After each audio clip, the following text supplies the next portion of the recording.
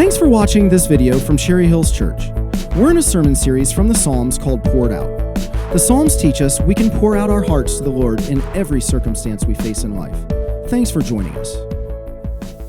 Well, maybe you've heard about the guy that was walking in the dark one night and kind of lost track of where he was, and he fell off the edge of a cliff. And on his way down, fortunately, he was able to grab a branch and hold on. And so in his fright, he just began yelling out for help. Help, help! He's hoping that somebody else might be walking by. And there was a pause, and then all of a sudden he heard this voice. I'm here. I'm the Lord. I'll help you. And he says, well, good, because I don't know how much longer I can hold on to this branch. And the voice said, that's okay. Trust me. Just let go of the branch, and I'll catch you. At that point, the man said, is there anybody else up there to help me? And it just reminds us that when we're in a situation where we have a sense of our need for help, sometimes we want help a certain way, or we've got decisions to make as far as who we're going to trust. And so today, I thought about that as we prepare to look at Psalm 121. And I want to invite you to open your Bibles to Psalm 121. It should be near the middle. And if you're using a black Bible that's in the seat rack in front of you, it's on page 500. And as you're turning there, if you haven't been with us, we've been studying the Psalms all summer. And we've called this series Poured Out. Now, we've had a similar idea every week, and I've put it there in that first line of the message notes. So if you're following along, here's what we're learning. The Psalms teach us to pour out our hearts to the Lord. The Psalms teach us to pour out our hearts to the Lord in every situation or circumstance we may face. And that's news to a lot of us because we say, well, I thought the Lord only wanted us to talk to him when we're in trouble, or I thought the Lord only wants us to bother him when it's really, really big. No, the Lord wants to do everything with us. He wants us to pour out our hearts to us, like Chuck said, when we're like this, or when we've got that face, where we're going through something bitter or hard. He wants us to pour it out to him. Now, when we've been talking about pouring out our hearts to the Lord, one of the things that you and I have to figure out is if we're going to do that ourselves personally. I can talk about it all day. The Psalms can teach about it all day. But is that something that when we walk to our cars today, is that something we're going to practice? And what big difference does it make? Well, if you're following along, here's just something I want to mention to you today. It's when we pour out our hearts to the Lord that he fills us. It's when we pour out our hearts to the Lord that he fills us. That doesn't just automatically happen, friends. He waits for us to be humble enough to do that. From time to time, people will ask me questions. So last week, I believe it was, someone said to me, I find it incredibly easy to pray for other people, but I find it difficult to pray about stuff in my own life. Why do you think that is? And we were just kind of thinking about that together. Now, I know that sometimes the reason why it's difficult for us to pray about things in our own lives is because maybe we've been taught that the Lord is, too busy, or that he doesn't want us to bother him with things, or that, that's selfish to talk about ourselves, whatever it might be. Those things that I've heard different people say that. But honestly, I think there's another reason. And I tried to mention it last week, but I'll mention it again. Here with my beautiful bucket that I've been using on some of the messages. You may remember that way back early in the series, I poured out the bucket with all the big rocks, with all the gravel, the dirt, everything. And I talked about the fact that it's kind of a messy thing. It's an awkward thing for us to do. And that it won't come out all neat and tidy and filed and collated and all that stuff. It'll just come out, whatever's in our heart. And so the awkwardness of that feels vulnerable. And especially if we haven't practiced very much, it's going to feel, unfamiliar. But the Lord wants us to push through that. But I also said this last week, maybe another reason why we don't do that is because as long as it stays in the bucket, as long as it stays in our heart, we have a measure of control. And it's a risk to trust it to God, especially when we don't know how he'll answer or what he'll do with it. But what I want you to see is that as long as we're full of all this stuff, he can't fill us. So I'm learning as I watch our culture and as I think about even my own life, is it's easier than it's ever been before to be led by our emotions or our feelings. Now, God gave us those, so I'm not saying those are wrong. Sometimes they're incredibly valid. But I've also noticed that sometimes my feelings are incredibly wrong, skewed, based on things. When I look at life, I may be seeing it wrong. It may feel so terrible, and actually I can't see the larger perspective. So until I pour out my feelings, my emotions, until I pour out my prejudices, I pour out my limited perspective, until I do that, God can't fill me with his grace and truth. Someone has said that the only people God sends away empty-handed are those who are full of themselves. So when you and I pour out that which we're full of, he can fill us with something better, his grace, his life, his truth that's based on reality, even if our feelings and emotions may not be sometimes. Other times they may be right on, and he may validate those.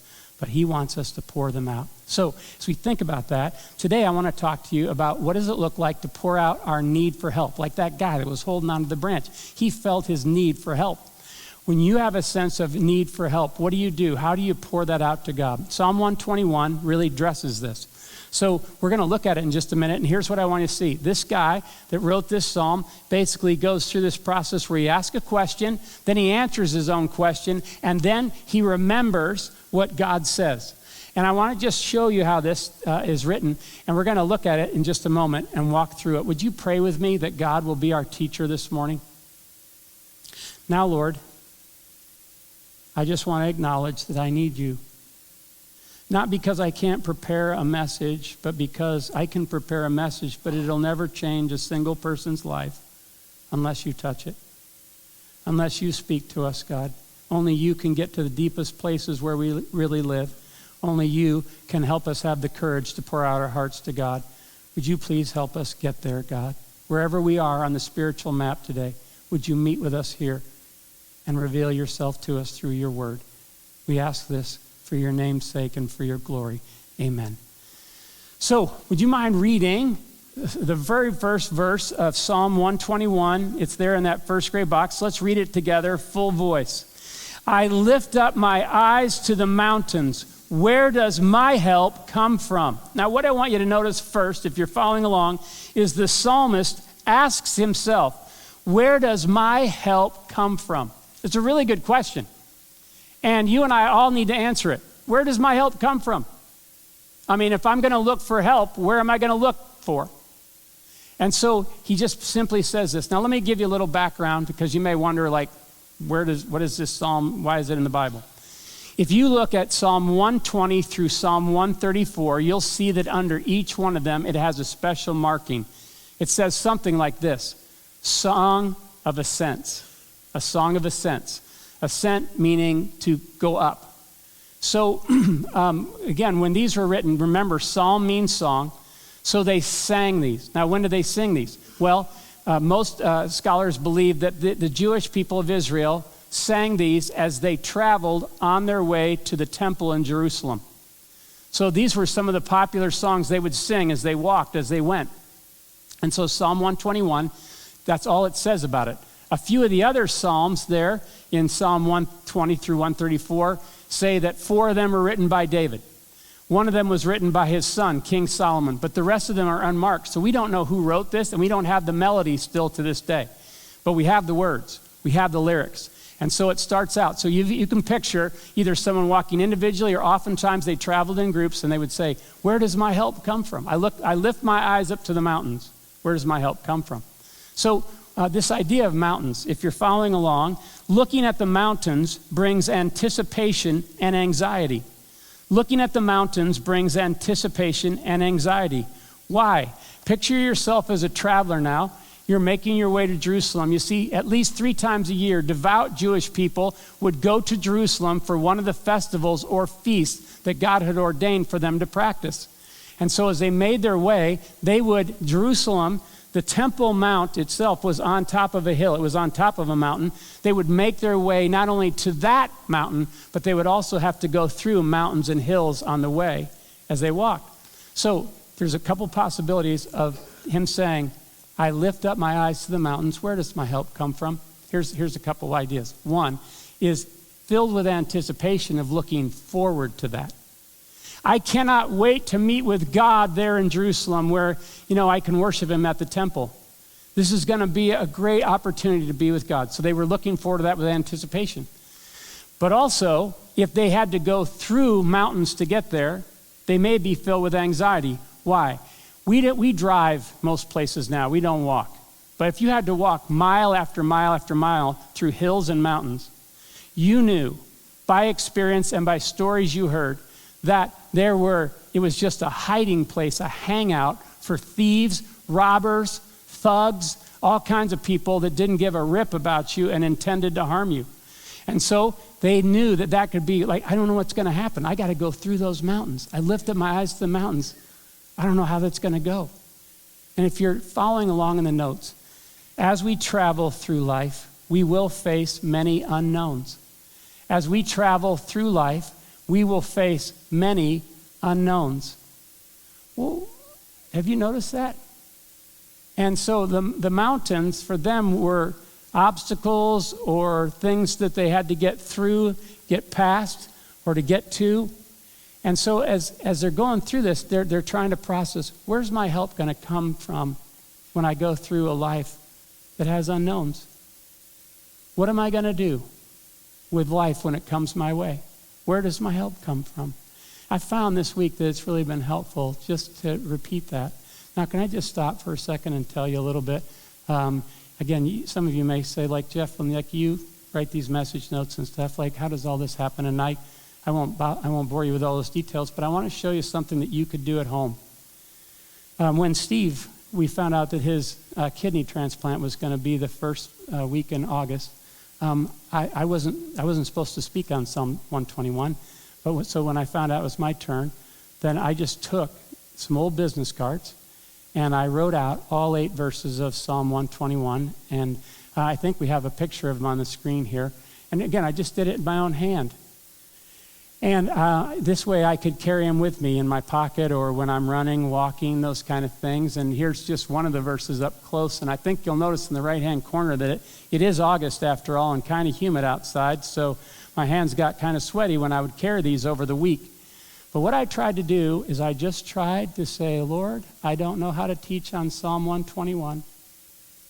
Would you fill me with your truth that I might have something to share?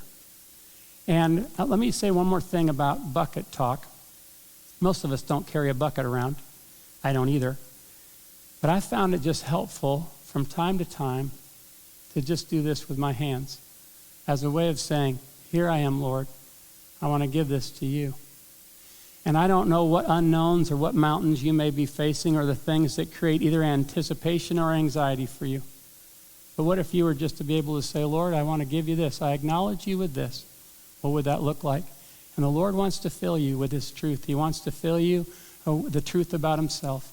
And so that's been helpful. When I was a younger person, my family used to always go up to Green Lake, Wisconsin. There was a conference center there, about 1,100 acres. It's still there.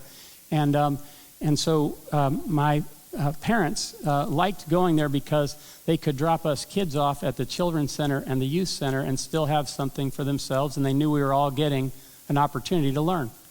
The problem is that the children and youth center was a pretty good distance from the adult meeting place, and so when they dropped us off, a lot of times we'd had to wait for them to pick us up because it'd be dark by the time they picked us up. Well, I remember one night I was there, and there were some kids that had been kind of picking on me for a couple days, and I heard them talking among themselves, saying something like, we should beat him up. About that moment, I realized that my interest in staying in that place dropped dramatically, and I found myself saying, I think it's a good time for me to leave before I get a chance to witness my own demise. So I got out of there, and now all of a sudden I realized I'm out in the dark. And I don't know if you've been out in the dark in Wisconsin, but you get far enough away from the city and it's dark. In fact, I remember the thought going across the ticker in my mind is, I saw some deer earlier. I hope they're not going to try and cross the road the same time I'm walking down that road. So all these thoughts are going through my mind, and actually I'm scared about being beaten up. I'm scared about what I may run into. I'm scared about making sure I get to my parents. And then I remember that my parents taught me a song. I'd never really ever personalized it before. But I remembered it that night, and here's how it went. It went, I will not be afraid. I will not be afraid. I will look upward and travel onward and not be afraid. And I was hoping that would scare the deer away and anything else. And so I just began to sing it. And I remember thinking to myself, where does my help come from? And this is a moment of truth for me. I may have said all kinds of Bible verses, but this is a time where I'm scared. And I just began to sing that song to the Lord. Well, it leads to the second thing we find in verse 2. And if you're following along in the notes, notice what the psalmist does. The psalmist answers his own question by looking beyond the mountains. The psalmist answers his own question by looking beyond the mountains. And interestingly, would you read verse 2 with me? Because that way we'll see what I'm talking about. My help comes from the Lord, the maker of heaven and earth. You know, my hope is not ultimately in getting to the temple. My hope isn't ultimately getting through those mountains. My hope is beyond those mountains, is where I'm ultimately anchoring my trust and hope in. The one that made the mountains, the maker of heaven and earth, the maker of me. And if you're following along in the notes, notice that he chooses the Lord, maker of heaven and earth. It's a conscious choice. So not only does he say, where does my help come from? Okay, as for me, my help comes from the Lord, the maker of heaven and earth. And as he says that, again, you can probably imagine as they sing that, there was probably, now where they're being filled with that sense of, that's true for me. This is going to be my story. This is how I'm going to travel. And so as they did that, he used the phrase, the maker of heaven and earth. Now, again, I don't know what your worldview is, but if you don't believe that all this was made by someone, then you're going to just live by the seat of your pants. You're going to try and have to make up your own meaning. But if you believe that God made not only the heaven and earth, but everything in it, including you, then now all of a sudden you know that he cares about you. He didn't just make you, but he cares about you, and also he knows how you tick. He knows how life goes best for you. I've told this hundreds of times, but I'll tell it again. It's still one of my favorite stories. Henry Ford, when he created the Model T, he had a friend who was an engineering genius named Charles Steinmetz that designed the assembly line plant in Dearborn, Michigan. If you ever read about Charles Steinmetz, you'll find out that he was actually physically handicapped. He was a dwarfed man, but he was brilliant. And what he did is he designed this to work so that you could literally produce hundreds and thousands of cars in a day. Well, one day at the Ford plant, everything broke down. So Henry Ford, this was the early 1900s, so it wasn't just like you could text him. So he calls him on the line and gets Charles Steinmetz there as fast as he can because he's losing money by the minute. And Charles Steinmetz gets there because none of the other Ford people knew how to fix this. So Charles Steinmetz gets there. He looks around, spends some time, tinkers a little bit, and then after a little while, he flips the switch. Everything's working fine. A couple weeks later, Henry Ford, again, remember this is the early 1900s, gets a bill in the mail for $10,000. It's a lot of money now. It was a tremendous amount of money then. So Henry Ford says, Charlie, don't you think that's kind of high? Would you please send back an itemized bill? So Charles Steinmetz sent back a letter that just had 2 lines. Tinkering, $10. Knowing where to tinker, $9,990. You see, he made the assembly plant. He knew how it worked. God made you. God made the heaven and earth. And he knows how things work in this world best. He knows how you work best. The question is, will I let him be my help? And so the psalm writer says, yes, I choose you. I don't act like I know more than you. I believe that you know more than I do. And then notice this. This is one of the ideas I want to get across to you. What about when you don't feel your need for help? What about when you wake up every day and do the same thing you've done hundreds of times? What then? Do you pour out your heart to the Lord? Do you still do that with the Lord too? Or do you just wait until you really sense your need for the Lord? Can I just tell you what I'm learning? I'm learning that the Lord wants to do everything in life with me. The most ordinary moments, the ones I've done hundreds of times. Friends, being a pastor 35 years now, I've just been in situations that I actually find that I have to do some of the same things hundreds of times. So what I think God's been trying to teach me, and I'm a slow learner, but I think what he's been teaching me is, Jeff, open your hands to me with everything you do. If you've been to the hospital hundreds of times before, you've never been to the hospital this time. Let me show you how to do it with me. And as I open my hands, that's why sometimes when I'm singing, especially when you preach 3 times in one day, every sermon's different. Every service is different. So I don't want to act like I got this, I got it covered, God, go help somebody that needs it. No, I want to be the kind of person that goes, God, I need everything you have for me. And if you'll fill me help people. Help me live out the calling you want. Does this make sense? So it doesn't matter the most ordinary thing. If you just say, God, I want to do this with you. I just pour my heart out to you. I find this boring. Help me with boring. I find this exciting. Help me with exciting. Whatever it might be.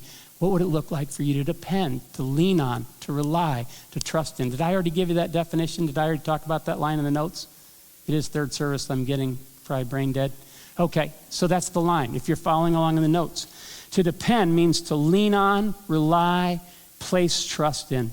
You've maybe heard this verse many times, but trust in the Lord with all your heart. And then what's the next phrase? Lean not on your own understanding. It doesn't mean kiss your brains goodbye. What it means is don't ultimately put your trust in what you think. Say, God, my understanding continues to need to be expanded. Please don't let me lean on my own understanding of this situation. I am open to you filling me with what you have for this. Show me how to do this with you. Instead of being so independent where I run out ahead of you and I don't trust you. Some of you know that when you get a chance to be in some of these hard situations, you don't know what to do. And even after pouring your heart out to God, you're still seeking his wisdom. And so, again, when I was a pastor in Iowa, there was a particular lady named Janelle that came to me one day. And she was having a crisis with her stepdaughter. And she poured that out to me and we're talking. And again, I'm in my early 30s.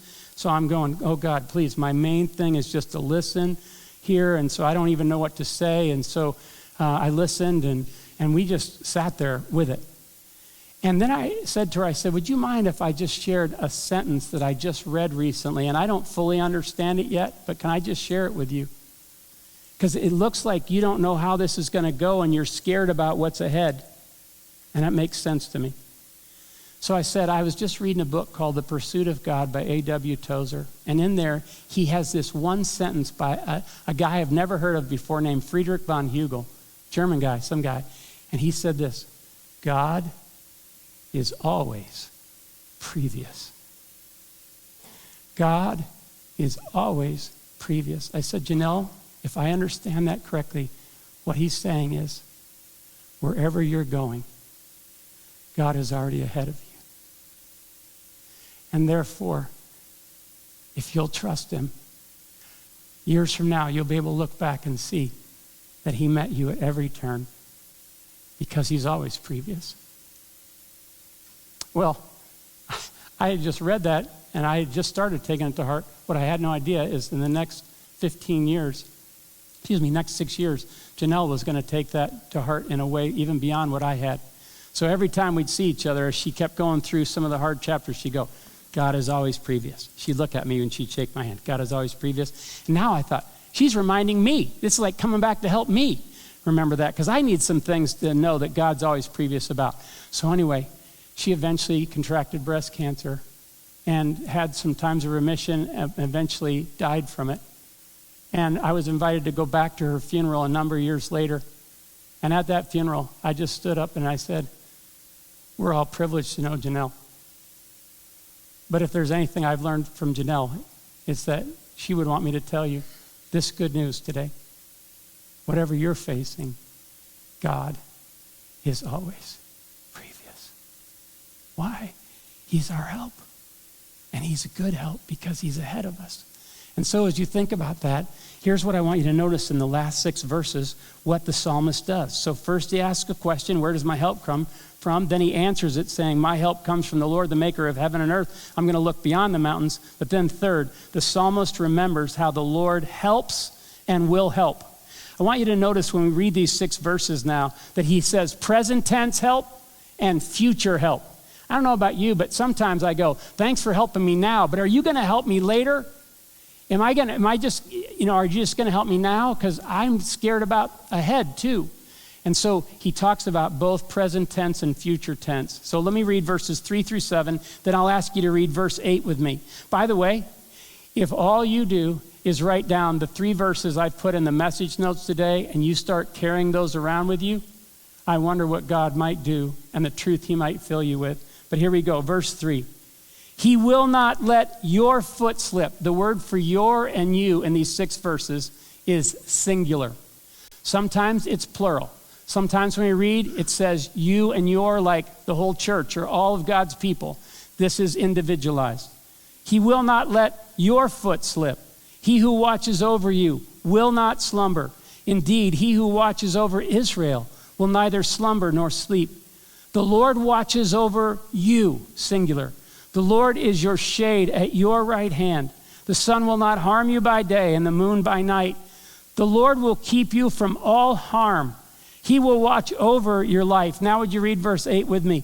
The Lord will watch over your coming and going both now and forevermore. Can I say something quickly about that last verse? Orthodox Jewish people, even to this day, are moved by passages in the Old Testament like Deuteronomy 6 and Deuteronomy 11. Hear, O Israel, the Lord our God is one. You shall love the Lord your God with all your heart, soul, mind, and strength. Impress these things on your children. Put them on your doorpost. And so they have verses like that, and then chapter 11 that carries on the same idea. So, being literalists that they are in some cases, they've actually taken their doorpost and they've created a little box with those verses from the Bible in it. They call them mezuzahs. And on that right doorpost, every time they leave their house, they touch the mezuzah and they quote Psalm 121, verse 8. The Lord will watch over your coming and going, both now and forevermore. And then every time they get home, the first thing they do is they touch that doorpost mezuzah and say, the Lord will watch over your coming and going, both now and forevermore. It's a way of saying, he helped me. He helped me when I went out. He helped me get back here. He watched over me. And it's just a simple little reminder that just reminds us. I just want to ask you, when I read about that this week, I thought about the hundreds and thousands of times the Lord has watched over my coming and going. And I never thanked him. And I want to thank him for being that kind of help to me. And somebody may say, well, what happens if you go and you never come back? You die. Well, if you've poured your heart out to the Lord and put your trust in him, he'll get you home. He'll get you to your real home, which is a whole lot longer than living here.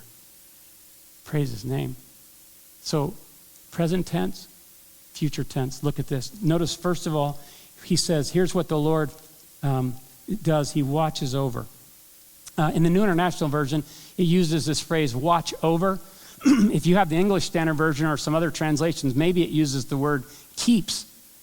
But the idea here is that the word watch over is a Hebrew word, shomer, and it's used 6 times in these 6 verses. And it has this idea of both watch over and keep. But so it can mean the Lord is your watcher overer, or it can mean the Lord is your keeper. That's how it says it in different translations. The watcher over thing, I kind of added my own there. But the idea is, it says watch over a lot. So here it is, if you're following along. Watch over means to keep, protect, guide with an eye on. To watch over means to keep, protect, guide with an eye on. Now, maybe it would be helpful just to see a verse in the Bible that talks like this. So Psalm 32:8, look at what it says. God says, I will instruct you and teach you in the way you should go. I will counsel you, here's the phrase, with my eye upon you. The New International Version actually says, with my loving eye upon you. The idea here is that if I say keep, it misses this idea of eye. But they both have the same idea. Let me just stop for a second. What does it mean when it says the Lord is your keeper, the Lord will keep you? If I know anything about myself as a human being and you as a human being, it's this. One of our greatest fears is being abandoned. One of our greatest fears is that someone will reject us. So to hear the Lord say, I will keep you. I will not give you away. I will not change my mind about keeping you. What a powerful thing. I will keep you through thick and thin. But also the idea of watch over is I will watch over you with my eye upon you. I'll guide you. I'll counsel you. I want to help you. I'm that kind of God, the maker of heaven and earth. I know how you tick, and I know how life works best. Will you trust me? And so the idea here is that things that he says, both present tense and future tense. But notice the first thing he does in the first 3 and 4 is he says what the Lord will not do.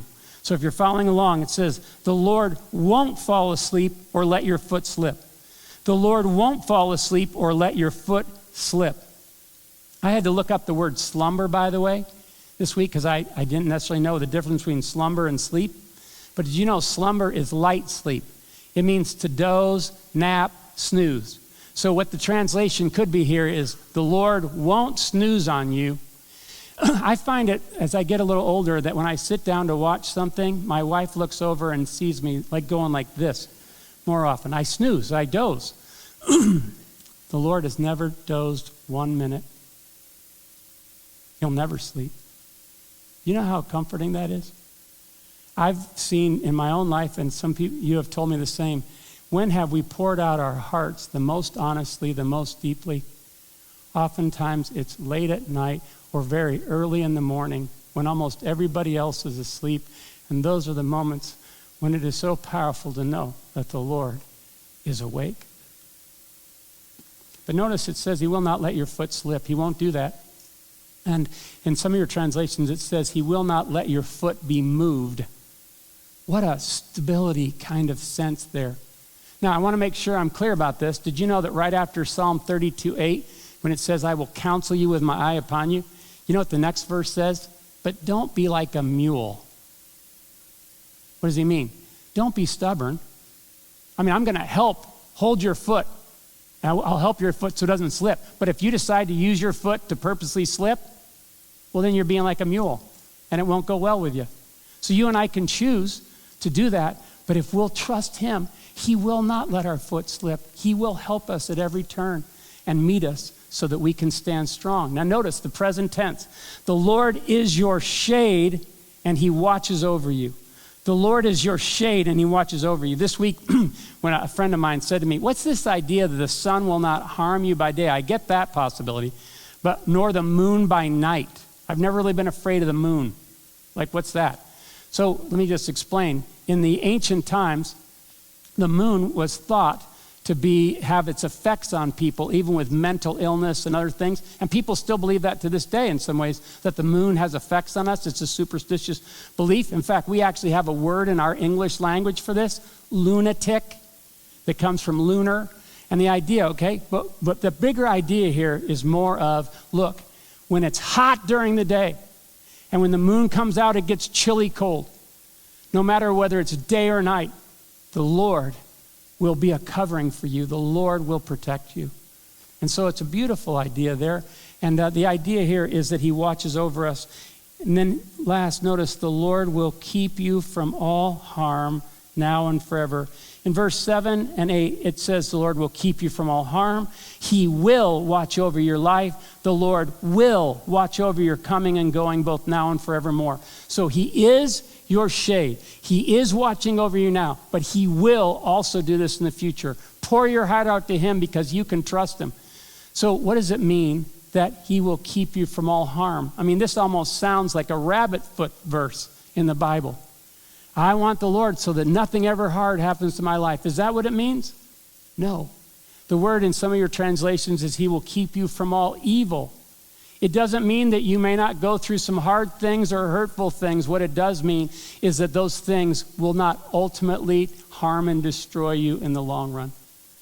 And so I've listed out to the right the verse Genesis 50:20. And it's from a guy named Joseph in the Old Testament, not the New Testament Joseph that was Jesus' earthly father, but the character Joseph in the Old Testament. If you don't know the story, he is sold into slavery by his jealous brothers who hate him. They throw him in a pit first, then decide what to do with him. And when they see a band of travelers, they sell him off as a slave, try and get him out of their life. He eventually winds up in Egypt where he doesn't know the language. He's treated by people in different ways. He winds up in one of the officials' houses there in Egypt, and then he's misrepresented and falsely accused. He spends time in prison, so he's been in a pit, a prison, and he has this whole sense of being hated by his family. Outside of that, he's had an easy life. You want to talk about hurt? So his brothers, after their dad dies, still feel guilty about how they treated him now that he's second in command in Egypt. So Joseph gathers them around, and here's what he says in Genesis 50, verse 20. You intended to what, friends? What's the word? Harm me. But God intended it for good, to accomplish what is now being done, the saving of many lives. One of our own people in our church wrote this sentence in their account of Psalm 121. When I look up, however, you give me perspective. When I pour out my heart to you, I discover that you don't intend to harm me. You can keep me from the ultimate harm. Even death cannot harm me. Even cancer can't harm me. Even the evil one's intentions cannot harm me if I pour my heart out and trust in you. Warren Wiersbe says, the things that God permits to happen to us in his will may hurt us, but they will not harm us. Isn't that incredible to know that whatever you and I go through, God is watching over us? And so here's the last sentence of the notes. Help me, Lord, as I pour out my heart to you with this. With this. So when you think about this, and by the way, in my notes, I just also, above the word help, put the word fill me. Just the way of remembering that that's the way he often helps me, as he fills me with fresh strength, fresh ability to face this. But help me, Lord, as I pour out my heart to you with this. Now, I don't know what your this is today. I don't know where you're at in your life. Some of you tell me, but for the most part, I'm just not, I don't know things like God knows. So for me, some of my this is I have some things that were failures in my life that I need to trust him with. Being a pastor at this chapter of our church, getting ready to share the vision with you, I've been trying to trust him with this. That's my this. Sometimes, again, relationships are challenging in churches. And so sometimes I have to trust him with this when I don't know what to do. There's other times I have to trust him. My this is with something that I do every day, but I get cocky. And I want to trust him with this. What is your this? Is it relational? Is it your family? Is it work? Is it school? Is it financial? Is it emotional? Is it guilt? Is it failure? What might it be? What would, if you were to rely on the Lord and lean on him and pour out your heart to him, what would that look like? We want to close with a song that we sung before called I Rely on You. And it says, you're where my help comes from. And if you're willing, you can sing this as a prayer and you can attach it to your this and offer it up with your hands or in your heart like this. So would you stand and let's sing this as we close. Thanks for watching today. We invite you to join us at one of our Sunday services at 8, 9:30, or 11. Thanks again for watching.